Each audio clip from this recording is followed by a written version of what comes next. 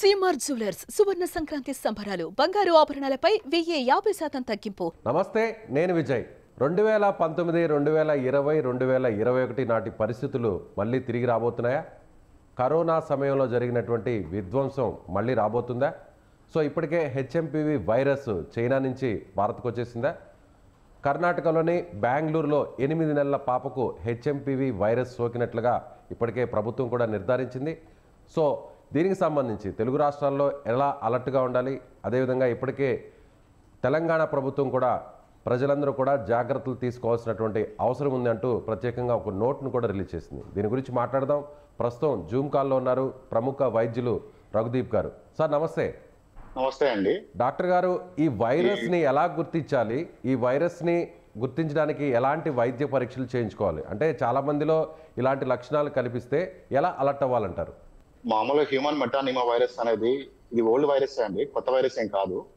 From 2001 నుంచి almost 1.5 ఈ virus out breaks వస్తూనే ఉన్నాయి. అండ్ ఇండియాలో కూడా this is not the first case అండి. మనం ఇప్పటి నుంచో మనం ర్యాండమ్ గా టెస్ట్ పంపించినప్పుడు ర్యాండమ్ గా ఈ వైరస్ పాజిటివ్ వస్తూనే ఉంటుందండి. కాకపోతే ఈ వైరస్ టెస్టింగ్ అనేది ఫ్రీక్వెంట్ గా చేయము మనము. ఎందుకంటే అవి టెస్ట్ చేయాలంటే మనం ఆర్టీపీసీఆర్ ద్వారా టెస్ట్ చేస్తాం. ఒక బండిలో వైరసెస్ అన్ని రెస్పిరేటరీ సిన్సిటివ్ వైరస్ కావచ్చు, అడినో వైరస్ కావచ్చు, హ్యూమన్ మెటానిమా వైరస్ కావచ్చు, ఇవన్నీ ఫ్రీక్వెంట్ గా పాజిటివ్ వస్తూ ఉంటాయి. But there is no specific treatment for that కాబట్టి మనం ఫ్రీక్వెంట్ గా టెస్ట్ చేయమంతే. బట్ టెస్ట్ చేస్తే మాత్రం చాలానే పాజిటివ్ వస్తాయి. అండ్ టెస్ట్ చేయాలంటే ఆర్టీపీసీఆర్ ద్వారానే థ్రోట్ స్వాబ్, నాసోఫేరింజియల్ స్వాబ్ ద్వారా టెస్ట్ చేస్తారు. దీని లక్షణాలు వచ్చేసి మామూలుగా కామన్ కోల్డ్, జలుబు, దగ్గు, గొంతు నొప్పి, జ్వరము, బాడీ పెయిన్స్, లైక్ ఎన్ని వైరల్ ఇల్నెస్ లానే దీని లక్షణాలు కూడా ఉంటాయండి. కాకపోతే దీని టార్గెట్ పాపులేషన్ ఎస్పెషల్లీ కిడ్స్ పైన ఎక్కువ ఉంటుంది. చిన్నపిల్లలు లెస్ దెన్ 5 years వాళ్ళు, ఇమ్యూనో కాంపిటెంట్ అంటే బాగా రెసిస్టెన్స్ పవర్ బాగా ఉన్న వాళ్ళు కూడా ఎఫెక్ట్ అవుతారు. But most of thing is self limiting అండి. డిసీజ్ మనం ఏం చేయాల్సిన అవసరం లేదు, అదే సెల్ఫ్ గా హీల్ అవుతుంది. సో అదే అంటే ఒక 5 నుంచి 6 రోజుల్లో అదే క్యూర్ అయిపోతుంది అంటారా? అంటే ప్రత్యేకంగా ఎలాంటి వైద్యం తీసుకోకపోయినా కూడా ఆటోమేటిక్ గా వైరస్ అనేది పోతుందంటారా? సిమ్టమాటిక్ ట్రీట్మెంట్ అంటామండి. సిమ్టమాటిక్ ట్రీట్మెంట్ అంటే మనకు జ్వరం వచ్చింది అనుకోండి, పారాసిటమాల్ వాడడము, కొంచెం దగ్గు ఉన్నప్పుడు యాంటీహిస్టమిన్స్ వాడడము, అట్లా సపోర్టివ్ కేర్ ఇస్తాం తప్ప స్పెసిఫిక్ కేర్ అంటే ఏమి ఉండదండి దీనికి. కాకపోతే ఎవరికైతే అయినా సివియర్ ఏమన్నా నిమోనియా లాగా డెవలప్ అయ్యి ఆక్సిజన్ తగ్గింది అనుకోండి, వాళ్ళకి కొంచెం యాంటీబయాటిక్స్ పెడతాము. అది కూడా సెకండరీ ఏమైనా బ్యాక్టీరియల్ ఇన్ఫెక్షన్స్ వస్తేనే పెడతాము, లేదా పెట్టాము. సో కేవలం అంటే సిమ్టమ్స్ అన్నీ కూడా ఇప్పుడు ఏదైతే కోవిడ్కి సంబంధించినటువంటి సిమ్టమ్స్ ఏ ఉన్నాయో అదే సిమ్టమ్స్ ఉంటాయి. అదేవిధంగా కోవిడ్ ఏ విధంగా అయితే ముఖ్యంగా అంటే చెస్ట్ మీద, లంగ్స్ మీద ఇంపాక్ట్ చూపిస్తుందో ఈ వైరస్ కూడా లంగ్స్ మీదనే ప్రధానంగా చూపిస్తుందని ఇంపాక్ట్ అని అంటున్నారు. కరెక్టే అంటారా? అవునండి. వైరల్నెస్ మనకు upper respiratory tract and lower respiratory tract. Common గా మనకు పై భాగాల్లో అంటే గొంతుల భాగాల్లో, ముక్కు ద్వారా ఆ ఏరియాలో ఎక్కువ ఇన్ఫెక్షన్ కాజ్ చేస్తుంటది. కొంతమందిలో మాత్రమే లంగ్స్ లో పైన దాడి చేస్తుంటారు. కామన్ ఈ స్కిన్ రేస్ కోల్డ్ అని అంతే. చాలా మందికి ఆ వైరస్ ఎఫెక్ట్ అని కూడా తెలియదు, సింపుల్ కోల్డ్ లాగా వచ్చి వెళ్ళిపోతుంది. ఓకే, అంటే ఇప్పుడు భయపడాల్సినటువంటి అవసరం లేదంటారా? అంటే చాలా ర్యాపిడ్ గా ఇది స్ప్రెడ్ అయ్యే అవకాశం ఉంది అని అంటున్నారు. ఇప్పటికే చైనాలో కూడా చాలా మంది ఈ ఇన్ఫెక్షన్ గురై, ఈ వైరస్ గురైన వాళ్ళందరూ కూడా హాస్పిటల్లో అడ్మిట్ అయ్యారు. సో ఇది చనిపోయే స్టేజ్ వరకు వెళ్ళే పరిస్థితి ఉంటుందా లేదా? మనకు చైనాలో ఉన్న వైరస్ ఏదైతే స్ట్రెయిన్ ఉందండి మనకు తెలియదు అది. అంటే ఎందుకంటే ఎనీ వైరస్ మనకు ఇయర్ బై ఇయర్ అది కొంచెం మ్యూటేషన్స్ ద్వారా దాని శక్తిని పెంచుకుంటా ఉంటుంది అనమాట. సో చైనాలో ఉన్న హెచ్ఎంపీ వైరస్ సిమిలర్ స్ట్రెయిన్ కాదా మనకు తెలియదండి. ఒకవేళ చైనాలో ఏదైనా విరిలెంట్ స్ట్రెయిన్ ఉండి అక్కడ ఏమైనా అవుట్ బ్రేక్స్ కాజ్ చేసి డిసీజ్ సివియారిటీ పెంచారు మనకి ఇన్ఫర్మేషన్ అయితే మెడికల్ సైడ్ అయితే లేదు ఇప్పుడు దాకా. బట్ ఒక వచ్చిన అవగాహన ఏంటంటే China not only HMB virus, మనకు లైక్ కోవిడ్ వైరస్ కావచ్చు, ఇన్ఫ్లుయెంజా అంటాం, స్వైన్ ఫ్లూ అంటాము, అట్లాంటి వైరస్ అన్ని కలిపి ఉన్నాయి, నాట్ ఏ సింగిల్ వైరస్ అంట. సో లైక్ సీజనల్ ఫ్లూస్ లానే ఉంది చైనాలో కూడా. బట్ అంత హెవీ అవుట్ బ్రేక్, అంత హై విజిలెన్స్ అయితే ఇప్పుడు దాకా రిపోర్ట్ కాలేదు. సో బెంగళూరులో కూడా ఇప్పుడు ఒక కేసు కూడా ట్రేస్ అవుట్ అయింది కాబట్టి అక్కడ ఉన్నటువంటి వైద్యులు చెప్తున్న ప్రకారం ఇప్పుడు తాజాగా వస్తున్నటువంటి సమాచారం చూస్తే ఈ స్ట్రెయిన్ అంతుపట్టడం లేదు, ఇది ఈ స్ట్రెయిన్ని గుర్తించడం కూడా చాలా కష్టతరంగా ఉంది అనేది వారు చెప్తున్నటువంటి సమాచారం. దీనిపై ఏమంటారు? అంత భయపడాల్సిన అవసరం అయితే ఏం లేదండి, పానిక్ కావాల్సిన అవసరం లేదు. ఇది రెగ్యులర్ వైరసే అండి, అంటే ఎప్పటి నుంచో ఉంది.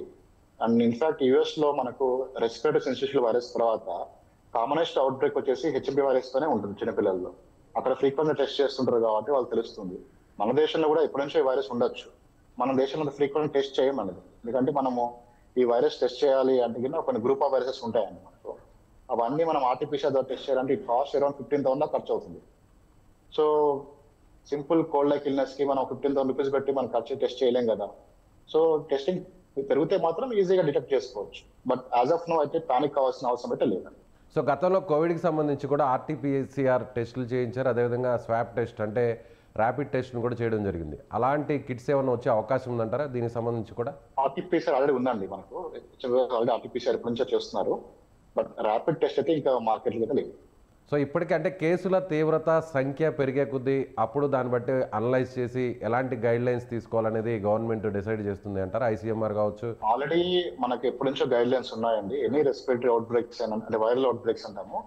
మనం కోవిడ్ టైంలో ఎలా అయితే మనము ప్రికాషన్స్ తీసుకున్నాము, రెస్పిరేటరీ హైజీన్ మెజర్స్ అంటాము, ఫ్రీక్వెంట్ హ్యాండ్ వాషింగ్, మాస్క్ వాడడం, ఇది తప్పనిసరిగా చేసుకుంటే బెటర్ అండి. అంటే ఎనీ టైం, నాట్ ఓన్లీ ఇప్పుడు ఏదో అవుట్ బ్రేక్ వచ్చిందని కాదు, మరి ఎప్పుడైనా సరే మనము క్రౌడ్ లో వెళ్తున్నప్పుడు కావచ్చు, ఎప్పుడన్నా పబ్లిక్ ట్రాన్స్పోర్ట్ ఉన్నప్పుడు కావచ్చు, మీకు జలుబు ఉన్నా ఆర్ మీరు నార్మల్గా ఉన్నా కానీ క్రౌడ్ లో మాస్క్ వాడడము, ఫ్రీక్వెంట్ గా హ్యాండ్ వాష్ చేసుకోవడం, సోప్ తో కావచ్చు, శానిటైజర్ కావచ్చు, మాక్సిమం డే టైంలో హ్యాండ్ ని మక్కం మీద టచ్ చేయకుండా ఉంటే చాలా వరకు ఈ అవుట్ బ్రేక్స్ మనం కాపాడుకోవచ్చు.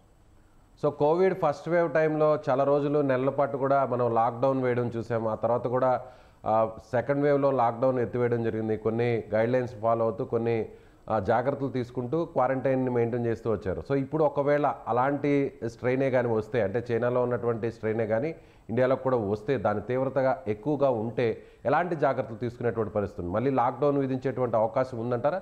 లేదంటే లాక్డౌన్ లేకుండా మీరు అన్నట్టుగా 5 నుంచి 6 రోజుల్లోనే ఉంటుంది కాబట్టి స్వీయ నియంత్రణ జాగ్రత్తలు తీసుకుంటే సరిపోద్ది అంటారా?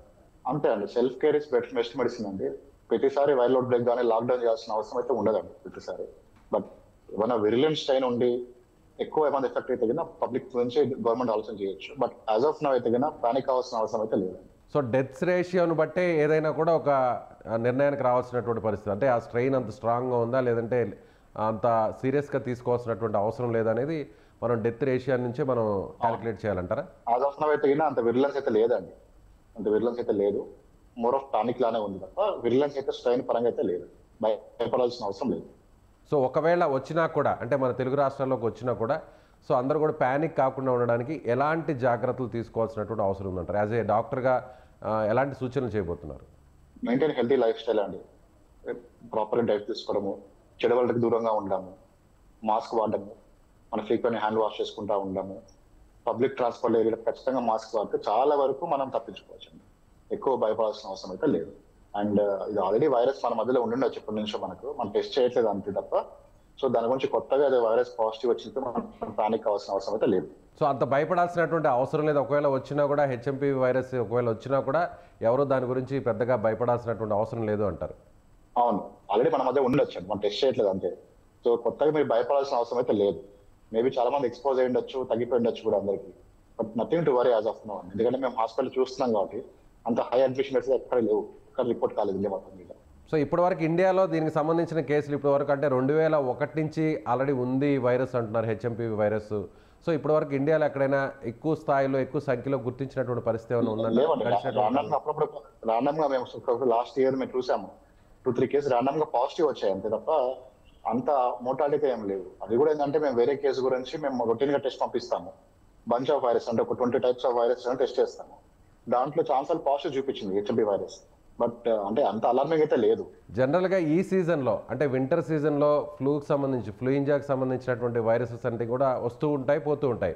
సో ఇది కూడా ఒక సీజనల్ వైరస్ లాగే ఉండే అవకాశం ఉందా, లేదంటే సమ్మర్లో కూడా ఈ వైరస్ ఎక్కువగా స్ప్రెడ్ అయ్యే ఛాన్స్ ఉందంటారా?